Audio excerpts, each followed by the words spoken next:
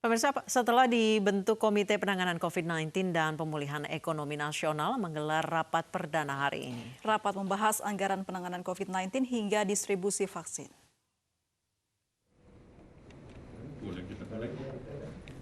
Rapat perdana digelar di kantor Kementerian Koordinator Perekonomian di Jakarta siang tadi. Rapat membahas kegiatan penanggulangan COVID-19 di Indonesia, termasuk pembahasan anggaran, penerapan protokol kesehatan, hingga distribusi vaksin COVID-19. Selain itu, rapat juga membahas strategi pemulihan ekonomi di tengah pandemi. Sebelumnya, Presiden Joko Widodo membentuk Komite Penanganan COVID-19 dan Pemulihan Ekonomi Nasional melalui Peraturan Presiden Nomor 82 Tahun 2020. Komite dipimpin Menko Perekonomian Erlangga Hartarto. Dan wartawan, media cetak maupun elektronik. Selanjutnya, pemulihan ekonomi dan penanganan COVID ini yang memerlukan perencanaan jangka menengah, tentu ini yang akan disiapkan dengan tim.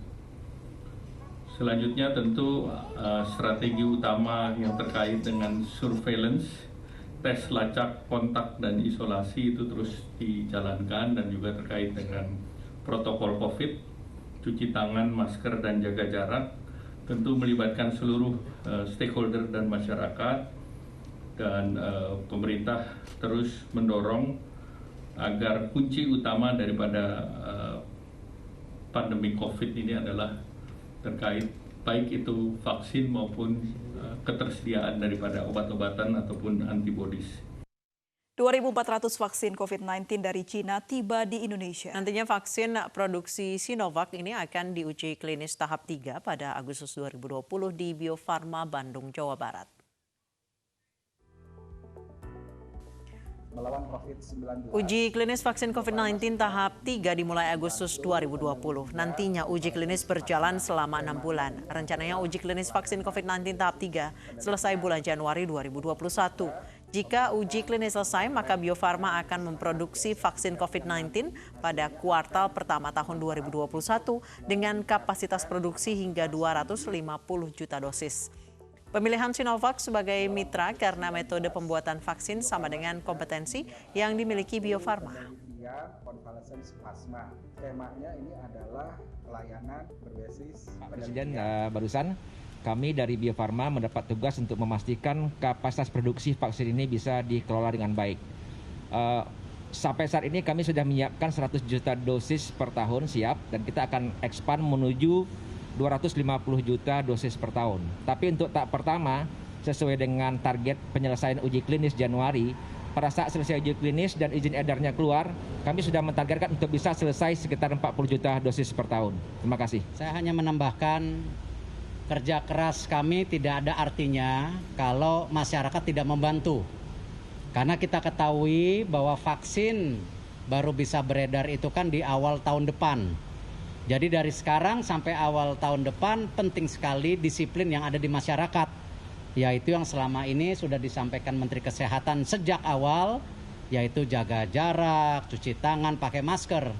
Jangan juga masyarakat berasumsi ketika ada suasana yang sekarang positif, apakah itu vaksin, apakah itu penyembuhan meningkat, sudah waktunya kita hidup seperti normal yang dulu. Bukan. Karena disiplin protokol COVID-19 harus dijalankan. Dan pemirsa, untuk mengulas kesiapan uji klinis vaksin corona, kita bergabung dengan Profesor Kusnandi Rusmil, Ketua Tim Riset Fakultas Kedokteran Universitas Padjadjaran Bandung. Selamat sore, Prof. Kusnadi. Selamat sore Ibu. Prof, saat ini untuk vaksin yang telah diuji cobakan oleh Bio Farma, tahapan uji klinisnya sudah sampai mana, Prof? Belum diuji coba, kan itu komite etik baru rapat hari Kamis. Jadi setelah hari Kamis, kalau mamanya udah ada izin, ya baru kita mulai. Nanti dari komite etik itu akan dikirim ke Badan POM. Nanti Badan POM memang, jalan, baru kita jalan. Sekarang kita belum jalan, belum mempersiapkan aja. Baik, ini berarti vaksinnya yang didatangkan dari Cina ini bentuk vaksinnya seperti apa? Apakah akan disesuaikan dulu dengan kondisi mutasi virus yang ada di Indonesia dengan suhu dan kelembapan yang sesuai dengan di Indonesia atau bagaimana, Prof? Untuk penyimpanan alat-alat medis, bahan-bahan medis itu udah ada aturannya semuanya. Saya pikir Bio Farma itu udah cukup ahli dalam bidangnya, ya. Saya nggak nyimpen barang itu, ya. Sekarang ini saya nggak nyimpen barang itu karena barang itu belum datang ke saya, ya. Tapi saya udah mempunyai persiapan untuk nyimpen kalau seandainya barang itu datang ke kita. Ya, tapi sekarang saya belum ambil, menunggu kapan kita mau mulainya. Karena mulainya itu kan kalau udah ada izin dari komite etik. Sekarang kita belum mulai sama sekali. Persiapannya apa saja, Prof, yang dilakukan untuk itu?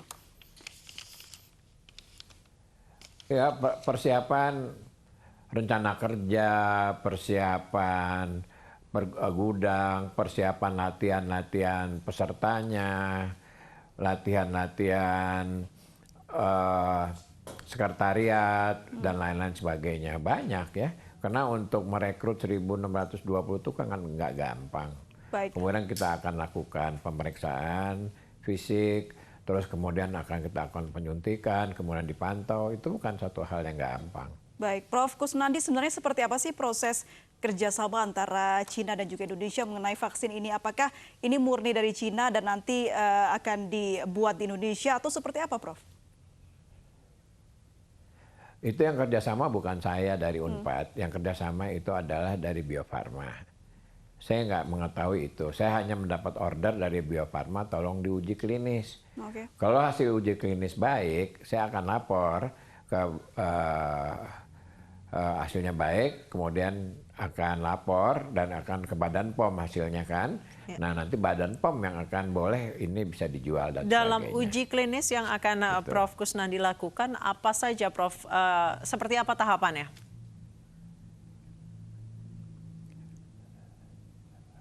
Uji klinis kan tahapan itu panjang. Saya itu fase 3. Ya, uji klinis itu mulai dari preklinik. Preklinik itu calon vaksin itu, ya dibikin vaksin itu diuji klinik secara fisika dan kimia apakah stabil atau tidak. Kalau udah stabil secara fisika dan kimia itu diuji pada binatang. Kalau pada binatang itu aman dan timbul efek yang bagus, ya itu baru diuji pada manusia fase 1 namanya. Nah fase 1 itu minimal itu mesti 50 orang. Nah 50 orang apa yang dilihat? Yang dilihat terutama pertama adalah keamanannya. Ya, keamanannya. Apakah vaksin ini aman atau tidak. Itu fase 1 ya. Di samping sedikit dilihat efek terbentuknya antibodinya ya. Kemudian setelah fase 1 bagus, jadi mesti bagus dulu nih fase 1. Fase 1 bagus baru masuk fase 2. Fase 2 itu ada 400 ya, ini yang diuji ya. Itu di samping lihat efek keamanannya lagi, tapi juga untuk melihat efektivitas baiknya gitu ya. Apakah dia mau mengandung zat anti ya atau tidak, dan berapa besar zat anti tersebut. Nah kalau udah aman dan zat antinya cukup tinggi, itu baru masuk fase 3. Nah fase 3 itu ya bukan 400 orangnya. Tadi fase 2 400, fase 3 itu ribuan. Di Indonesia 1.620. Tapi di India 2.000 ya. Di Brazil lebih banyak lagi 3.000 gitu. Ya, nah saya nggak tahu berapa jumlahnya yang di Afrika, tapi di Indonesia 1.620. Nah hasilnya antara fase 3 yang ada di Indonesia maupun yang ada di Brazil maupun yang ada di tempat-tempat lain yang fase 3 itu harus sama. Nah kalau fase 3 itu hasilnya baik semuanya, baru vaksin ini boleh dijual. Itu yang disebut uji klinik. Baik. Prof, kira-kira berapa lama dibutuhkan untuk bisa menentukan vaksin ini siap untuk didistribusikan?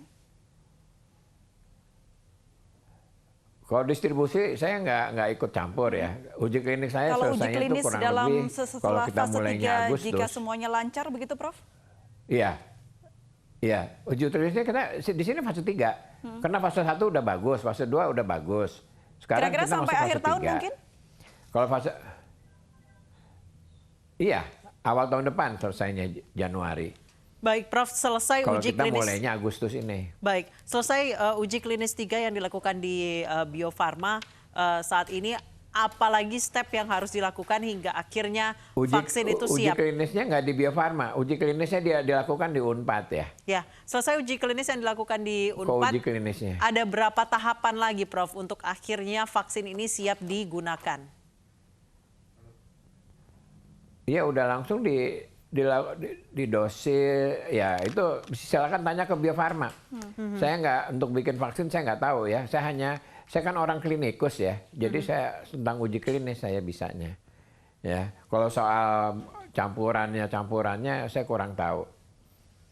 Baik, jadi dari uji klinis yang dimulai bulan Agustus itu kemungkinan kalau misalnya berjalan lancar, awal tahun sudah akan bisa diproduksi ya, Prof ya? Awal tahun? Iya, awal tahun 2021. Iya, tadi iya. Ya, jadi bisa cepat ya. Mungkinnya kalau saya nggak tahu gimana Bio Farma akan membuat vaksinnya. Ya, tetapi dia itu harus cepat menyediakan vaksin karena dari rapat ya yang saya dengar itu ya bahwa pemerintah minta bahwa vaksin ini kalau bisa secepatnya didistribusikan ke rakyat Indonesia ya. Baik, kalau secara persentase, Prof. Ya, jadi nanti perlunya itu kurang lebih awalnya itu kurang lebih 260 juta dulu, ya kan ya umurnya kan tertentu, ya antara 16 tahun sampai 59. Nah itu kan 2 kali suntik, diperkirakan itu perlunya 240 juta. Nah untuk nyuntik 240 juta itu tadi diperkirakan juga setahun itu. Paling cepat. Setahun paling cepat ya Prof ya. Ya semoga kita doakan agar cepat selesai vaksinnya bisa disebutkan di Indonesia. Terima kasih banyak Profesor Kusnadi sudah bergabung sama kami di Ayu Sore. Pemirsa, Kementerian Pertanian akan memproduksi massal kalung eukaliptus yang diklaim bisa menjadi antivirus corona di bulan Agustus mendatang. Kalung eukaliptus tersebut akan melengkapi rangkaian produk berbasis eukaliptus yang sudah lebih dahulu dipatenkan Kementan.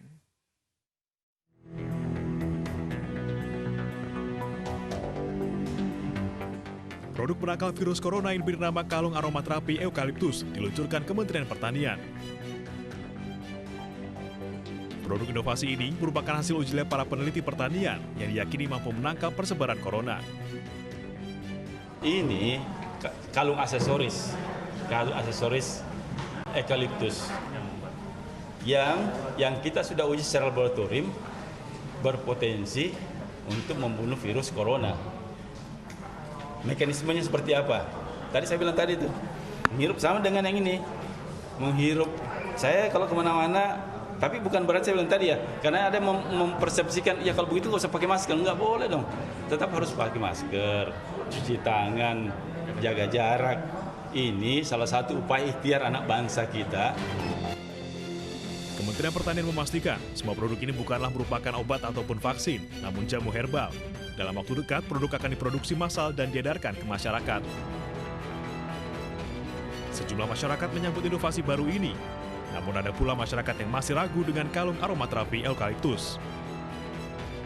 Pernah lihat pop up di handphone saya sih actually, ya tahu. Oke, seperti apa sejauh ini pendapatan dengan kalung antivirus corona itu, Mbak? Kalau ditanya personally saya, selama itu memang sudah terbukti secara ilmiah, kenapa nggak dicoba? Tapi kan so far memang belum ada bukti secara ilmiah ya. Jadi kalau Mas tanya sekarang saya mau pakai apa enggak, mungkin belum ya, sampai memang benar-benar nanti terbukti secara ilmiah. Tapi lucu juga sih kayaknya sih. Seperti nggak masuk akal lah. Kalau virus kemudian dengan kalung kok sepertinya enggak ketemu gitu loh. Bukan hanya kalung antivirus, Kementan juga telah mematenkan sejumlah produk antivirus dengan beragam varian. Produk aromatik lengkap dengan diffuser, produk hirup inhaler, ramuan serbuk eukaliptus, dan aneka salep serta balsem dengan kandungan minyak eukaliptus.